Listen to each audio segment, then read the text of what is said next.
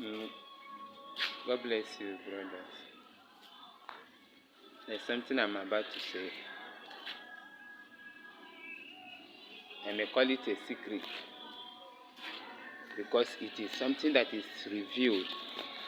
It is only the Spirit of God that can reveal such a thing. And whoever he reveals it to, it means you are blessed.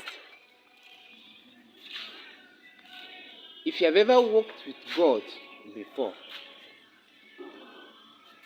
you have ever been born again, giving your life to Christ, and suddenly you decide to go back into the world,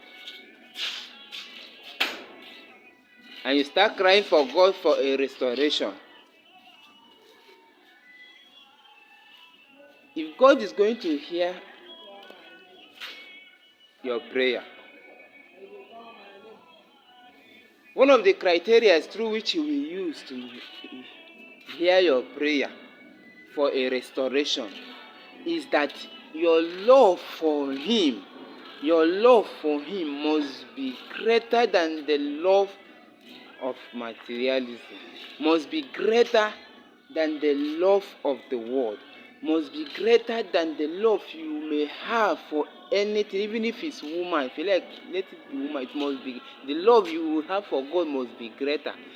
That is the only way the Holy Ghost will look upon it and consider.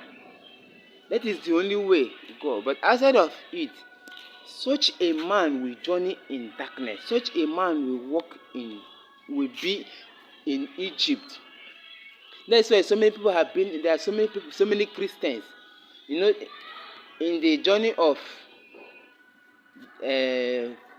somebody giving. When you talk about somebody giving his life to Christ, there are 3 journeys the person undergoes. Every Christian must undergo. Number 1 is you were once in Egypt. You were once in Egypt. Suddenly from Egypt, you entered into the wilderness.